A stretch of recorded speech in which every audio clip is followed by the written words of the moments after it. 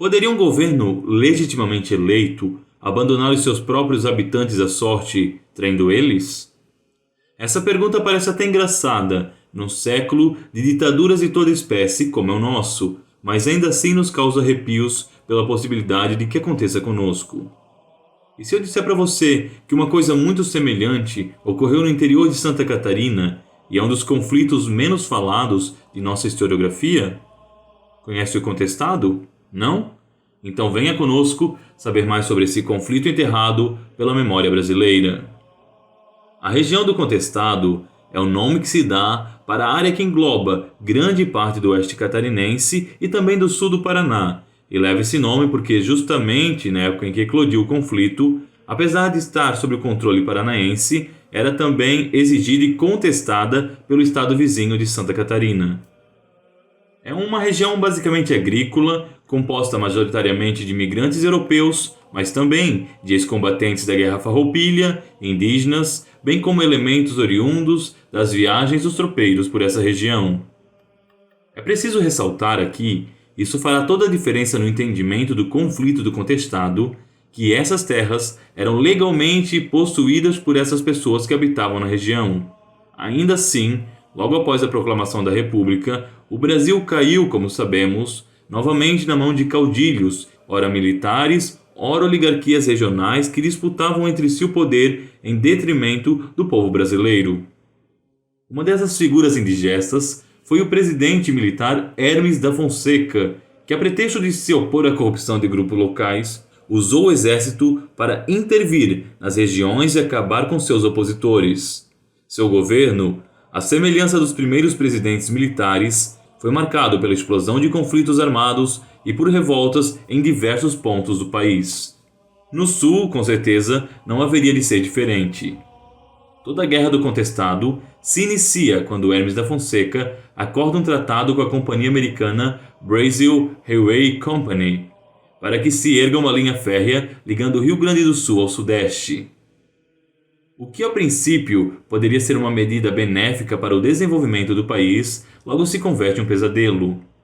A ferrovia passava pelas terras disputadas entre Santa Catarina e Paraná, e o presidente, aproveitando-se do caráter dúbio da região contestada, concede como pagamento à empresa construtora 15 quilômetros de terra em cada lado da ferrovia. Com isso, milhares de cidadãos brasileiros, proprietários legítimos desses terrenos, acabaram completamente desterrados, sem nenhum retorno por parte do governo. Isso, somado aos trabalhadores na obra, que após a conclusão da rodovia viram-se simplesmente desempregados e abandonados, fez com que a revolta finalmente ganhasse forma. Uma personagem central nesse conflito é a figura do monge José Maria, um eremita milagreiro que vagava pela região pregando e fazendo milagres. Pouco se sabe sobre sua origem ou formação, mas uma coisa se evidencia pelos registros. Ele não era um pobre inculto como pretendem alguns, tendo em vista o seu conhecimento sobre história, fé e religião que usou para congregar o povo ao seu entorno. José Maria então começou a pregar para aquela gente humilhada pelo governo brasileiro, falando contra a presidência do Brasil e também falando contra os perigos de uma modernização injusta às custas dos cidadãos. Para José Maria, a República era uma instituição maligna, obra do demônio e da modernidade. Ele proclama assim a monarquia celeste, nomeia um dos dissidentes como imperador e instituiu os 12 pares da França, uma referência à guarda pessoal de Carlos Magno, para que protegesse o novo imperador dos rebeldes contestados. Os moradores, desabrigados, montaram várias comunidades autônomas que viviam quase coletivamente, aos moldes dos burgos e mosteiros medievais, o que não demorou em chamar a atenção das autoridades regionais. Com isso, e vendo que tudo culminava para uma insurreição, o coronel Francisco de Albuquerque enviou um apelo para o governo do Rio de Janeiro para conter os rebeldes que proclamaram a monarquia na região. Hermes da Fonseca respondeu prontamente, enviando alguns militares no que esperava que seria mais uma política de apaziguamento de camponeses do que um confronto propriamente dito. José Maria, alguns dizem que por seus dons místicos, teria antevisto o que estava para ocorrer e refugiou-se na cidade de Irani, que na época ficava fora da jurisdição catarinense. O governo do Paraná, que também estava consciente do que ocorria, enviou suas tropas para conter os rebeldes, vendo nisto uma oportunidade de se aproveitar e obter o controle definitivo das terras contestadas.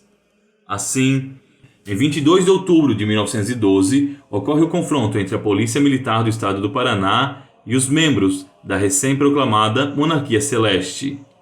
Lendas e registros orais dos eventos contam que José Maria, mais uma vez prevendo o futuro, teria dito que morreria nessa batalha, mas que os verdadeiros homens não deveriam temer fazer a passagem para a morte. Teria afirmado também que em breve todos os mortos no confronto voltariam para se vingar da República Brasileira com o auxílio de São Sebastião, no que ficaria conhecido como o Exército Encantado. Graças a isso, a Guerra do Contestado assumiria cada vez mais um caráter escatológico e místico. É fator interessante que os revoltosos adotaram uma bandeira com a cruz verde, simbolizando as ordens católicas medievais, além de inúmeros estandartes de santos que serviam de companhia nessa cruzada em pleno interior da região sul. Na peleja de Irani, morreram 11 contestados, além de 10 membros da polícia paranaense, razão que fez a disputa parecer, aos olhos do governo, um fracasso. Também morreu como previa o monge José Maria, não sem antes deixar o seu legado para as pessoas que batalharam. Um ano após o conflito, a situação parecia ainda mal resolvida e, para piorar, uma jovem moça chamada Teodora passou a relatar que tinha sonhos místicos com um santo milagreiro que teria mandado os moradores se estabelecerem novamente no interior catarinense. Assim formaram-se outras comunidades da Monarquia Celeste, alguns contando com até 20 mil habitantes. O governo enviou então mais de 600 soldados armados com fuzis, metralhadoras e canhões. Isso demonstra que o caráter da revolta já havia assumido contornos maiores diante dos olhos das autoridades centrais. Os militares conseguem destruir um acampamento, mas os contestados se refugiam em locais de difícil acesso e prosseguem o seu intento. Nessa época, uma outra menina, Maria Rosa, afirmou que havia passado a receber ordens espirituais do monge falecido, também através de sonhos. Ela se tornaria assim comandante espiritual e militar das tropas, uma espécie de Joana d'Arc, e combateria vestida de branco e ornada de flores. O surgimento de uma outra líder espiritual conferiu a esse povo um novo ânimo. Os confrontos entre as tropas brasileiras e os insurgentes foram sempre ambíguos, sem vitórias significativas para nenhum dos dois lados. Isso até que em 1914, após serem emboscados, os soldados brasileiros são praticamente dizimados, e os poucos que sobram precisam debandar numa fuga vergonhosa. Tudo isso fez com que milhares de pessoas se juntassem aos contestados e abalou o ânimo das autoridades provinciais de Paraná e Santa Catarina, que se viram impotentes num evento que já havia se arrastado anos a fio. Encorajados com tudo isso, os revoltosos passaram a contra-atacar, invadindo áreas pertencentes aos governantes locais e às elites do exército. Entre as excursões, como forma de retaliar o que o governo republicano havia feito contra suas terras, muitos cartórios foram destruídos no processo. O mais interessante foi, no entanto, a proclamação do Manifesto Monarquista, que na prática instituía a chamada Monarquia Sul-Brasileira, englobando as 3 províncias do Sul.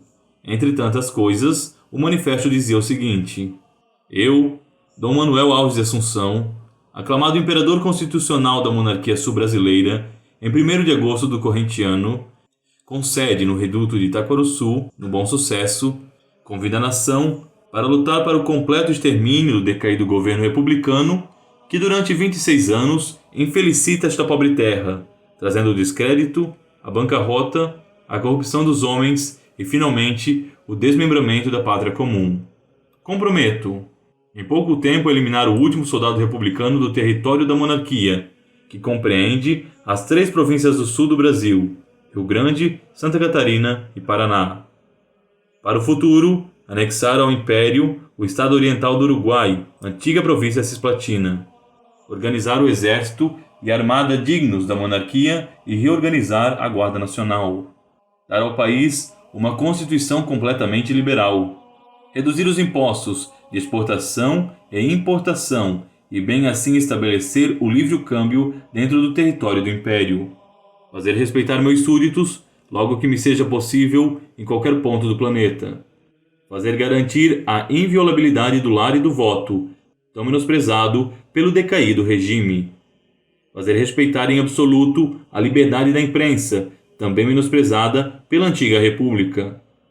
Assumir imediatamente todos os compromissos do antigo regime, que relativamente couberem ao Império Sul-Brasileiro. A religião oficial será a Católica Apostólica Romana. Liberdade de culto. Livres os portos do Império a todo estrangeiro, sem cogitar-se de raça, crença, etc. O ensino será obrigatório, tanto para a infância como para o exército. A criação do exército aviador, que atualmente está dando resultado na guerra europeia. A edificação da corte imperial, que será no centro do território imperial. A pena de morte em vigor com força. O serviço militar será obrigatório. Em 1º de setembro em diante, entrará em vigor a lei marcial aos inimigos da monarquia. Por mais irônico que nos pareça, uma das maiores chacotas feitas pela mídia republicana foi em relação à proposta de instituição de um exército aviador, que chamou de delírio. Mal sabia que estavam os revoltosos prevendo o avanço e a instituição da aviação militar, hoje essencial para a defesa de qualquer país.